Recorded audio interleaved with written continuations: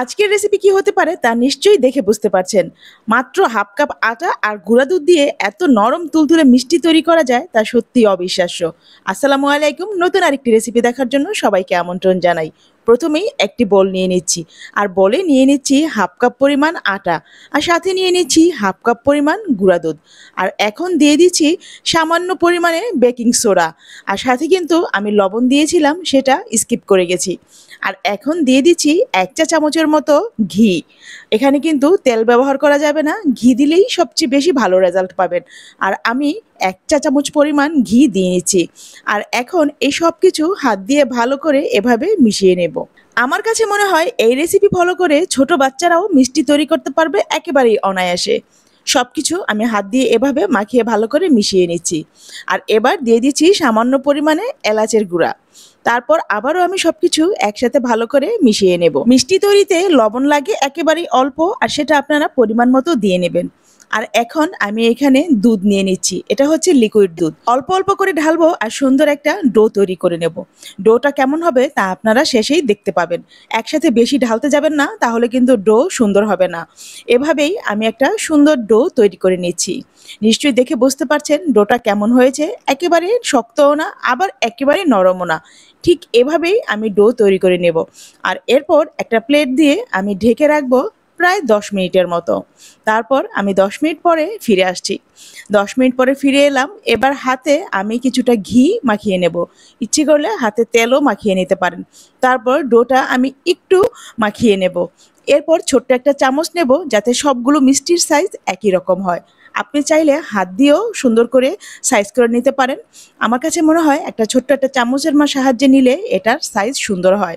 তারপর হাতের তালুতে নিয়ে আমি এভাবেই গোল করে নেব। হাতের তালুতে মিষ্টির ডো নেয়ার পর হালকা একটু মথে নেবেন, এতে করে মিষ্টি ফেটে যাবে না আর সুন্দর স্মুথ হবে। আপনি আপনার পছন্দ অনুযায়ী যে কোনো শেপ দিয়ে নিতে পারেন। আমি প্রথমে একটু গোল করেছি, তারপর হাতের তালুতে নিয়ে এভাবে একটু ডলা দিয়েই একটু লম্বা শেপ করে নিয়েছি। আমি আমার পছন্দ মতো শেপ দিয়েছি, আপনিও আপনার পছন্দ মতো শেপ দিয়ে নিতে পারেন। আজকের রেসিপি যদি ভালো লাগে তাহলে অবশ্যই ভিডিওটি একটা শেয়ার করে দিবেন, লাইক কমেন্ট করবেন আর আমার পাশে থাকবেন। আপনারা পাশে থাকলেই আমি সামনে এগিয়ে যেতে পারবো। কথায় কথায় কিন্তু সবগুলো মিষ্টি আমি এভাবে তৈরি করে নিয়েছি, আর সবগুলো মিষ্টির সাইজই প্রায় একই হয়েছে। আর এখন চুলায় আমি কড়াই বসিয়ে দিয়েছি, আর এতে দিয়েছি পরিমাণ মতো সয়াবিন তেল। চুলার আঁচটা একেবারে কমিয়ে রেখেছি, আর আমি এখানে আঙুল চুবিয়ে আপনাদেরকে দেখিয়ে দিলাম তেলটা কিন্তু গরম হয়নি, একেবারে হালকা গরম হয়েছে। আর এই অবস্থায় আমি সবগুলো মিষ্টি এক এক করে এখানে দিয়ে দেব। সবগুলো মিষ্টি দেওয়ার পর আমি কড়াইটা একটু ঝাঁকিয়ে নেব। আর এখানে আমি এখন কোনো চামচ লাগাবো না, নয়তো মিষ্টিগুলো ভেঙে যাবে। আর এভাবেই আস্তে আস্তে হালকা হালকা মিষ্টির গা থেকে বুদবুদ উঠতে শুরু করেছে। নিশ্চয়ই সেটা আপনারা দেখে বুঝতে পারছেন। এখন আমি আবারও কড়াইটা একটু ঝাঁকিয়ে নিলাম। আমি এবার একটা ছাঁকনি দিয়ে আলতো করে একটু নেড়ে চেড়ে দেব, আর উপরে একটু তেল দিয়ে দেব। চুলার আঁচটা কিন্তু আমি একেবারেই কমিয়ে রেখেছি। আর এই অবস্থায় আমি সবগুলো মিষ্টি সুন্দর করে ভেজে নেব। দেখতে পাচ্ছেন মিষ্টিগুলো কিন্তু ফুলে ডাবল হয়ে গেছে, মাশাআল্লাহ। এখনই দেখতে কতটা কিউট লাগছে। আর আস্তে আস্তে মিষ্টিগুলোর কালারও সুন্দর হয়ে আসছে। আমি বেশি ভাজবো না, একটু কালারটা এরকম রাখবো। আর সেজন্য আমি এভাবেই ভেজে আমি তেল ঝরিয়ে মিষ্টিগুলো তুলে নেব। এখন দেখুন মিষ্টিগুলো কতটা ডাবল হয়েছে, আর এগুলো যখন শিরায় দিব তখন আরও ডাবল হয়ে যাবে। দেখতে কি কিউট লাগছে। আর এবার সবগুলো মিষ্টি আমি একটা প্লেটে তুলে রাখবো। দেখুন তো ভাজা হয়ে গেছে, মিষ্টির কালারটা কি দারুণ এসেছে। আপনি চাইলে আরও একটু ভেজে নিতে পারেন। আর এবার আমি একটা কড়াই বসিয়ে দিয়েছি চুলায়, আর এখানে দিয়ে দিয়েছি 1 কাপ পরিমাণ চিনি। চিনি আর পানির পরিমাপটা একটু ঠিক রাখবেন, তাহলেই দেখবেন মিষ্টিটা একেবারে পারফেক্ট হবে। এই 1 কাপ চিনির মধ্যে আমি এখন 2 কাপ পরিমাণ পানি দিয়ে দিচ্ছি। তারপর এটা আমি জাল করে নেব। হাফ কাপ ময়দা আর হচ্ছে গুঁড়া দুধ দিয়ে এত সুন্দর মিষ্টি তৈরি করা যায়, সেটা আপনি যদি তৈরি না করেন তাহলে বুঝতেই পারবেন না। চিনির শিরায় বলক চলে এসেছে, আর অন্যদিকে মিষ্টিগুলো কিন্তু পুরোপুরি ঠান্ডা হয়ে যায়নি, হাতে নিলেই একটু গরম অনুভব হচ্ছে। আর এই অবস্থায় এই চিনির শিরার মধ্যে আমি মিষ্টিগুলো দিয়ে দেব। আর এখন এই মিষ্টিগুলো আমি জাল করব প্রায় 3 থেকে 4 মিনিটের মতো। এই মিষ্টিগুলো জাল করার সময় এর উপরে কোনো ঢাকনা দিতে হবে না। এই অবস্থায় আপনি সুন্দর করে জাল করে নেবেন আর একটু নেড়ে চেড়ে দিবেন, তাহলেই হয়ে যাবে। আর পুরোপুরি যখন 3 থেকে 4 মিনিট জাল করা হয়ে যাবে, তখন একটা ঢাকনা দিয়ে ঢেকে বাস রেখে দিবেন।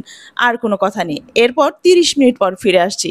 দেখুন তো মিষ্টিগুলো কি দারুণ হয়েছে, আর ফুলে কিন্তু একেবারে ডাবলের চেয়ে আরো ডাবল হয়ে গেছে। মাত্র 3 থেকে 4 মিনিট জাল করার পর ঢাকনা দিয়ে ঢেকে আমি চুলা থেকে নামিয়ে রেখেছিলাম। আর তার পরবর্তীতে দেখুন তো 30 মিনিট পর কি সুন্দর হয়েছে এই মিষ্টিগুলো। চিনির শিরায় মিষ্টিগুলো ডুবে একেবারে দ্বিগুণের চেয়ে বেশি হয়েছে, আর দেখতেও ভীষণ লোভনীয় হয়েছে। কড়াইতে কিন্তু অল্প পরিমাণে শিরা রয়ে গেছে। আর এখন এই মিষ্টিগুলো আমি একটা ট্রেতে সার্ভ করে নিচ্ছি। দেখুন মিষ্টিগুলো কিন্তু দেখতে অনেক লোভনীয় লাগছে, যে কারো খেতে মন চাইবে এমন সুন্দর মিষ্টি দেখে, তাও আবার আটা দিয়ে তৈরি।